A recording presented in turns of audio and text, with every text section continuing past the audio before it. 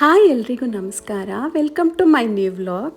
ನಾನಿವತ್ತು goat brain pepper dry ಹಾಗೂ Hyderabadi style brain fry ಹೇಗೆ ಮಾಡೋದು ಅಂತ ತೋರಿಸ್ತಾ ಇದ್ದೀನಿ. ನಾನಿಲ್ಲಿ ಕೆಲವು ಇಂಗ್ರೀಡಿಯೆಂಟ್ಸ್ನ ಯೂಸ್ ಮಾಡಿ ಅತ್ಯಂತ ರುಚಿಯಾದ ಬ್ರೈನ್ ಪೆಪ್ಪರ್ ಡ್ರೈ ಹೇಗೆ ಮಾಡೋದು ಅಂತ ತೋರಿಸ್ತಾ ಇದ್ದೀನಿ. ನಾನಿಲ್ಲಿ ಈರುಳ್ಳಿ, ಕೊತ್ತಂಬರಿ ಸೊಪ್ಪು, ಹಸಿಮೆಣಸಿನ್ಕಾಯಿ, ಪೆಪ್ಪರ್ ಪೌಡರ್, 3 ಮೊಟ್ಟೆ ತೊಗೊಂಡಿದ್ದೀನಿ. ಇದನ್ನೆಲ್ಲ ಸಣ್ಣಕ್ಕೆ ಕಟ್ ಮಾಡ್ಕೊಳ್ಬೇಕು. ನೆಕ್ಸ್ಟ್ ಪಾತ್ರೆಗೆ ಎಣ್ಣೆ ಹಾಕಿ ಸಣ್ಣಗೆ ಕಟ್ ಮಾಡಿರುವಂತಹ ಹಸಿಮೆಣಸಿನ್ಕಾಯಿ ಹಾಕಿ ಚೆನ್ನಾಗಿ ಫ್ರೈ ಮಾಡ್ಕೊಳ್ಬೇಕು. ಈ ಡ್ರೈಗೆ ಸ್ವಲ್ಪ ಮೆಣಸಿನ್ಕಾಯಿ ಜಾಸ್ತಿನೇ ಹಾಕ್ಕೊಳ್ಳಿ. ನಮಗೆ ಎಷ್ಟು ಹಾಕಿದ್ರೂ ಖಾರ ಅಂತ ಅನಿಸಲ್ಲ. ಮೆಣಸಿನ್ಕಾಯಿ ಫ್ರೈ ಆಗಿದ್ದಾದಮೇಲೆ ನಾನು ಸಣ್ಣಕ್ಕೆ ಕಟ್ ಮಾಡ್ಕೊಂಡಿರೋಂತಹ ಈರುಳ್ಳಿನೂ ಹಾಕ್ಕೊಳ್ತಾ ಇದ್ದೀನಿ. ಈರುಳ್ಳಿನೂ ಅಷ್ಟೇ, ನೀವು ಎಷ್ಟು ಬೇಕಾದರೂ ಹಾಕ್ಕೊಳ್ಬೋದು. ಎಷ್ಟು ಹಾಕ್ಕೊಂಡ್ರೂ ಟೇಸ್ಟ್ ಇನ್ನಷ್ಟು ಜಾಸ್ತಿ ಆಗುತ್ತೆ. ಈ ಡ್ರೈನ ಲೋ ಫ್ಲೇಮ್ನಲ್ಲಿ ಫ್ರೈ ಮಾಡ್ಕೊಳ್ಳೋದು ಬೇಡ, ಮೀಡಿಯಮ್ ಅಥವಾ ಹೈ ಫ್ಲೇಮ್ನಲ್ಲೇ ಇರಲಿ. ನಾನಿವಾಗ ಈರುಳ್ಳಿಗೆ 1 ಸ್ಪೂನ್ ಉಪ್ಪನ್ನು ಹಾಕ್ಕೊಳ್ತಾ ಇದ್ದೀನಿ. ಉಪ್ಪು ಹಾಕೋದ್ರಿಂದ ಈರುಳ್ಳಿ ಸ್ವಲ್ಪ ಬೇಗನೆ ಫ್ರೈ ಆಗಿಬಿಡತ್ತೆ. ಈರುಳ್ಳಿ ಸ್ವಲ್ಪ ಕಲರ್ ಚೇಂಜ್ ಆಗೋವರೆಗೂ ನಾವು ಫ್ರೈ ಮಾಡ್ಕೊಳ್ತಾನೆ ಇರಬೇಕು.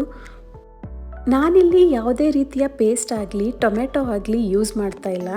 ಬರೀ ಇಷ್ಟು ಕಡಿಮೆ ಪದಾರ್ಥದಲ್ಲೇ ಅತ್ಯಂತ ರುಚಿಯಾದ ಪೆಪ್ಪರ್ ಡ್ರೈ ನೀವು ಒಂದ್ಸಲ ಮಾಡಿ ನೋಡಿ. ನಾನೀಗ ಆಲ್ರೆಡಿ ಬ್ರೈನ್ನ ಚೆನ್ನಾಗಿ ತೊಳೆದು ಇಟ್ಕೊಂಡಿದ್ದೀನಿ. ನಾನಿಲ್ಲಿ ಬ್ರೈನ್ನ ಮುಂಚೆನೇ ಬೇಯಿಸೋದಾಗಲಿ ಕಟ್ ಮಾಡೋದಾಗಲಿ ಮಾಡಿಲ್ಲ. ಬ್ರೈನ್ ಸ್ವಲ್ಪ ಸಾಫ್ಟಾಗಿರೋದ್ರಿಂದ ನಾನು ಸ್ಪೂನಲ್ಲೇ ಸ್ಮ್ಯಾಶ್ ಮಾಡ್ಕೊಳ್ತಾ ಇದ್ದೀನಿ. ಇವಾಗ ಬ್ರೈನ್ನಲ್ಲಿರೋ ನೀರಿನಂಶ ಎಲ್ಲ ಹೋಗೋವರೆಗೂ ನಾವು ಐ ಫ್ಲೇಮ್ನಲ್ಲೇ ಫ್ರೈ ಮಾಡ್ಕೊಳ್ಬೇಕು. ಇದು ಫ್ರೈ ಆಗಿದ್ದಾದಮೇಲೆ ನಾನಿವಾಗ 3 ಮೊಟ್ಟೆನ ಹಾಕ್ಕೊಳ್ತಾ ಇದ್ದೀನಿ. ಇವಾಗ ಮೊಟ್ಟೆ ಮತ್ತು ಬ್ರೈನ್ ಎರಡು ಮಿಕ್ಸ್ ಆಗೋವರೆಗೆ ಚೆನ್ನಾಗಿ ಫ್ರೈ ಮಾಡ್ಕೊಳ್ಬೇಕು. ಇದನ್ನು ಅಷ್ಟೇ ಕಂಟಿನ್ಯೂಯಸ್ ಆಗಿ ನೀವು ಕೈ ಆಡಿಸ್ತಾನೆ ಇರಬೇಕು. ನಿಮಗೆ ಉಪ್ಪೇನಾದರೂ ಕಡಿಮೆ ಆಯಿತು ಅಂತೇನಾದರೂ ಅನಿಸಿದ್ರೆ ಈ ಸ್ಟೇಜ್ನಲ್ಲೇ ಉಪ್ಪು ಹಾಕಿ ಅದನ್ನು ಕರೆಕ್ಟ್ ಮಾಡ್ಕೊಳ್ಳಿ. ಮೊಟ್ಟೆ ಹಾಕಿದ ಮೇಲೆ 5 ನಿಮಿಷ ಚೆನ್ನಾಗಿ ಫ್ರೈ ಮಾಡ್ಕೊಳ್ಬೇಕು. ಆವಾಗ ನೀರಿನಂಶ ಎಲ್ಲ ಹೋಗಿ ಕಂಪ್ಲೀಟಾಗಿ ಡ್ರೈ ಆಗಿಬಿಡತ್ತೆ. ನೆಕ್ಸ್ಟ್ ನಾನಿಲ್ಲಿ 1 ಸ್ಪೂನ್ ಪೆಪ್ಪರ್ ಪೌಡ್ರನ್ನ ಆ್ಯಡ್ ಮಾಡ್ಕೊಳ್ತಾ ಇದ್ದೀನಿ. ಪೆಪ್ಪರ್ ಪೌಡರ್ ಹಾಕಲೇಬೇಕು. ಹಾಗೆ ಸ್ವಲ್ಪ ಕೊತ್ತಂಬರಿ ಸೊಪ್ಪನ್ನು ಹಾಕಿ ಇದನ್ನು ಅಷ್ಟೇ ಚೆನ್ನಾಗಿ ಹುರ್ಕೊಳ್ಳೋಣ. ಐ ಫ್ಲೇಮ್ನಲ್ಲೇ ಇರಲಿ. ಇಲ್ಲಿ ಪೆಪ್ಪರ್ ಪೌಡರ್ ಹಾಗೂ ಹಸಿಮೆಣಸಿನ್ಕಾಯಿ ಎರಡನ್ನೂ ಹಾಕಿದ್ದೀನಿ. ಆದ್ರೂ ಏನೂ ಖಾರ ಅನಿಸಲ್ಲ ಈ ಪೆಪ್ಪರ್ ಡ್ರೈ. ನಿಮಗೆ ಸ್ವಲ್ಪ ಖಾರ ಜಾಸ್ತಿ ಆಯಿತು ಅಂತಂದರೆ ಸ್ವಲ್ಪ ಹಸಿಮೆಣಸಿನ್ಕಾಯಿನ ಕಡಿಮೆ ಮಾಡ್ಕೊಳ್ಳಿ. ಬಟ್ ಪೆಪ್ಪರ್ ಪೌಡ್ರನ್ನ ಕಡಿಮೆ ಮಾಡೋಕ್ಕೆ ಹೋಗಬೇಡಿ. ಪೆಪ್ಪರ್ ಎಷ್ಟು ಹಾಕ್ತೀವೋ ಅಷ್ಟು ಟೇಸ್ಟ್ ತುಂಬ ಚೆನ್ನಾಗಿ ಬರುತ್ತೆ. ಇವಾಗ ನೋಡಿ ಬ್ರೈನ್ ಮತ್ತು ಮೊಟ್ಟೆ ಎರಡು ಕಂಪ್ಲೀಟಾಗಿ ಡ್ರೈ ಆಗ್ತಾ ಇದೆ. ಸೊ ನಿಮಗೆ ಯಾವುದು ಅಂತಲೇ ಗೊತ್ತಾಗ್ತಿಲ್ಲ, ಇಲ್ಲಿ ಮೊಟ್ಟೆ ಹಾಕಿದ್ದೀವ ಇಲ್ಲ ಬ್ರೈನ್ ಹಾಕಿದ್ದೀವ ಅಂತಲೇ ಗೊತ್ತಾಗಲ್ಲ. ಮಕ್ಕಳಿಗಂತೂ ಬ್ರೆಡ್ ಜೊತೆ ಸ್ಯಾಂಡ್ವಿಚ್ ಥರ ಮಾಡಿಕೊಟ್ರೆ ಆರಾಮಾಗಿ ತಿನ್ಕೊಳ್ತಾರೆ. ಬಟ್ ಅವ್ರಿಗೆ ಸ್ವಲ್ಪ ಖಾರ ಕಡಿಮೆ ಮಾಡಿಕೊಡಿ ಅಷ್ಟೇ. ದಯವಿಟ್ಟು ವಿಡಿಯೋನ ಕಂಪ್ಲೀಟಾಗಿ ನೋಡಿ, ಮಧ್ಯೆ ಎಲ್ಲೂ ಸ್ಕಿಪ್ ಮಾಡೋಕ್ಕೆ ಹೋಗಬೇಡಿ. ಲಾಸ್ಟಲ್ಲಿ ಗಾರ್ನಿಷಿಗೆ ಅಂತ ನಾನು ಸ್ವಲ್ಪ ಕಟ್ ಮಾಡಿರೋಂತಹ ಕೊತ್ತಂಬರಿ ಸೊಪ್ಪು ಹಾಕ್ಕೊಳ್ತಾ ಇದ್ದೀನಿ. ಇವಾಗ ನೋಡಿ ಸೂಪರ್ ರುಚಿಯಾದ ಮೇಕೆ ಬ್ರೈನ್ ಪೆಪ್ಪರ್ ಡ್ರೈ ರೆಡಿಯಾಗೋಯ್ತು. ಬಿಸಿ ಬಿಸಿ ಚಪಾತಿ ಜೊತೆ ಒಂದು ಸಲ ಟೇಸ್ಟ್ ಮಾಡಿ ಹೇಗಿದೆ ಅಂತ ಕಮೆಂಟ್ ಮಾಡಿ ತಿಳಿಸಿ. ಒಂದು ಸಲ ಈ ರೀತಿ ಮಾಡಿದ್ರೆ ಮತ್ತೆ ನೀವು ಮರೆಯೋದಕ್ಕೆ ಸಾಧ್ಯ ಇಲ್ಲ, ಅಷ್ಟು ಟೇಸ್ಟಿಯಾಗಿರುತ್ತೆ. ಇದು ಒಂದು ಮಸ್ಟ್ ಟ್ರೈ ರೆಸಿಪಿ ಅಂತಲೇ ಹೇಳ್ಬೋದು. ನೆಕ್ಸ್ಟ್ ನಾನಿಲ್ಲಿ ಹೈದರಾಬಾದಿ ಬ್ರೈನ್ ಫ್ರೈ ಹೇಗೆ ಮಾಡೋದು ಅಂತ ತೋರಿಸ್ತಾ ಇದ್ದೀನಿ. ಇಲ್ಲೂ ಅಷ್ಟೇ ನಾನು ಕಡಿಮೆ ಪದಾರ್ಥಗಳನ್ನಷ್ಟೇ ಬಳಸಿರೋದು. ನಾನಿಲ್ಲಿ ಬೆಳ್ಳುಳ್ಳಿ, ಕೊತ್ತಂಬರಿ ಸೊಪ್ಪು, red chilli powder, ginger garlic paste, ಹಸಿ ಮೆಣಸಿನ್ಕಾಯಿ ಮತ್ತು ಸಣ್ಣಗೆ ಕಟ್ ಮಾಡ್ಕೊಂಡಿರೋಂತಹ ಈರುಳ್ಳಿ ತೊಗೊಂಡಿದ್ದೀನಿ. ಫಸ್ಟ್ ಇಲ್ಲಿ ಪಾತ್ರೆಗೆ ಎಣ್ಣೆ ಹಾಕ್ಕೊಂಡು ಅದಕ್ಕೆ ಸ್ವಲ್ಪ ಬೆಳ್ಳುಳ್ಳಿ ಹಾಕಿ ಫ್ರೈ ಮಾಡ್ಕೊಳ್ಳೋಣ. ಬೆಳ್ಳುಳ್ಳಿ ಸ್ವಲ್ಪ ಚೆನ್ನಾಗೇ ಫ್ರೈ ಆಗಲಿ. ಇದು ಫ್ರೈ ಆಗಿದ್ದಾದಮೇಲೆ ನಾನು ಕಟ್ ಮಾಡಿರೋಂತಹ ಹಸಿ ಮೆಣಸಿನ್ಕಾಯಿನೂ ಹಾಕಿ ಫ್ರೈ ಮಾಡ್ಕೊಳ್ತಾ ಇದ್ದೀನಿ. ಇದೆರಡು ಕಂಪ್ಲೀಟಾಗಿ ಫ್ರೈ ಆಗಬೇಕು.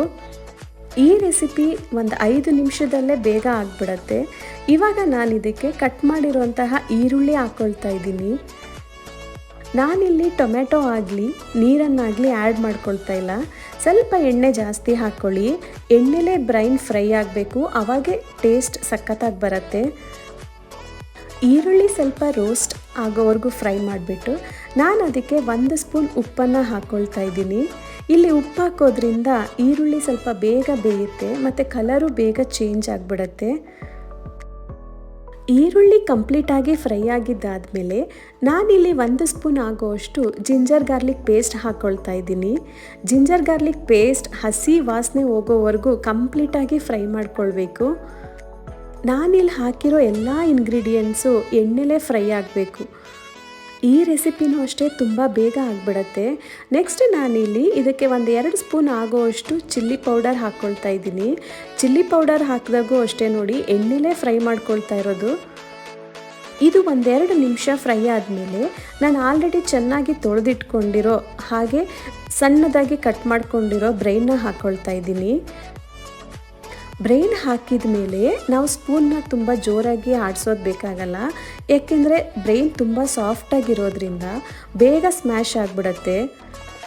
ನಾನು ಒಂದು ಬ್ರೈನಲ್ಲಿ 4 ಪೀಸ್ ಆಗೋ ಥರ ಕಟ್ ಮಾಡಿ ಹಾಕ್ಕೊಳ್ತಾ ಇದ್ದೀನಿ. ತುಂಬ ಜಾಸ್ತಿ ಸಣ್ಣದಾಗಿ ಕಟ್ ಮಾಡಿಕೊಂಡ್ರೆ ಅದು ಕಂಪ್ಲೀಟಾಗಿ ಗ್ರೇವಿ ಥರ ಬಂದ್ಬಿಡುತ್ತೆ, ಆವಾಗ ಫ್ರೈ ಥರ ಅನಿಸಲ್ಲ. ನಾವು ಸರ್ವ್ ಮಾಡೋಕ್ಕೆ ಹೋದಾಗ ಅದು ಪೀಸ್ ಥರ ಸಿಕ್ಕಿದ್ರೇ ಚೆನ್ನಾಗಿರುತ್ತೆ. ಇವಾಗ ನೋಡಿ ನಾನು ಸ್ವಲ್ಪನೂ ನೀರು ಹಾಕ್ಕೊಳ್ತಾ ಇಲ್ಲ. ಆ ಬ್ರೈನ್ನಲ್ಲಿರೋ ನೀರಿನಂಶನೇ ಬಿಟ್ಕೊಂಡು ಅದು ಎಣ್ಣೆಲೇ ಫ್ರೈ ಆಗ್ತಾ ಇದೆ. ಯಾರಿಗೆ ಎಣ್ಣೆ ಜಾಸ್ತಿ ಅನಿಸುತ್ತೋ ಅವರು ಡ್ರೈ ರೋಟಿ ಜೊತೆ ಟೇಸ್ಟ್ ಮಾಡಿ ಅಥವಾ ಸರ್ವ್ ಮಾಡಿ, ತುಂಬ ಚೆನ್ನಾಗಿರುತ್ತೆ ತಿನ್ನೋದಕ್ಕೆ. ಇದಂತೂ ಚಪಾತಿಗೆ, ಡ್ರೈ ರೋಟೀಸ್ಗೆ ಮತ್ತು ಬಿಸಿ ಅನ್ನಕ್ಕೆ ಒಳ್ಳೆ ಕಾಂಬಿನೇಷನ್ನು. ಒಂದು ಸಲ ಮಾಡಿ ನೋಡಿ. ಇವಾಗ ನಾನು ಇದಕ್ಕೆ ಕಟ್ ಮಾಡಿರೋಂತಹ ಕೊತ್ತಂಬರಿ ಸೊಪ್ಪನ್ನು ಹಾಕಿ ಹಾಗೆ ಲೈಟಾಗಿ ಕೈ ಆಡಿಸ್ತಾ ಇದ್ದೀನಿ. ಇದು ಸ್ವಲ್ಪ ಲೋ ಫ್ಲೇಮ್ನಲ್ಲೇ ಫ್ರೈ ಮಾಡ್ಕೊಳ್ಳಿ. ತುಂಬ ಹೈ ಫ್ಲೇಮ್ನಲ್ಲಿ ಫ್ರೈ ಮಾಡ್ಕೊಳ್ಳೋದ್ರಿಂದ ಬೇಗ ತಳ ಹಿಡಿದ್ಬಿಡುತ್ತೆ ಮತ್ತು ಬೇಯೋದು ಇಲ್ಲ. ಇವಾಗ ನೋಡಿ ಬ್ರೈನ್ ಕಂಪ್ಲೀಟಾಗಿ ಬೆಂದ ಮೇಲೆ ಎಣ್ಣೆ ಬಿಡೋಕ್ಕೆ ಶುರು ಆಯಿತು. ನೀವು ಬಿಸಿ ಅನ್ನಕ್ಕಾಗಲಿ ಚಪಾತಿಗಾಗಲಿ ಒಂದು ಸಲ ಟ್ರೈ ಮಾಡಿ, ಹೇಗಿದೆ ಅಂತ ಕಮೆಂಟ್ ಮಾಡಿ ತಿಳಿಸಿ. ಇನ್ನೂ ಯಾರು ನನ್ನ ಚಾನಲ್ಗೆ ಸಬ್ಸ್ಕ್ರೈಬ್ ಆಗಿಲ್ವಾ, ದಯವಿಟ್ಟು ಸಬ್ಸ್ಕ್ರೈಬ್ ಮಾಡಿಕೊಂಡು ಹೀಗೆ ಸಪೋರ್ಟ್ ಮಾಡ್ತಾಯಿರಿ. ಹಾಗೆ ನೆಕ್ಸ್ಟ್ ಬರೋ ವೀಡಿಯೋಸ್ನು ನೋಡೋದನ್ನ ಮರಿಬೇಡಿ. ಹೀಗೆ ಸಪೋರ್ಟ್ ಮಾಡ್ತಾಯಿರಿ. Thanks for watching.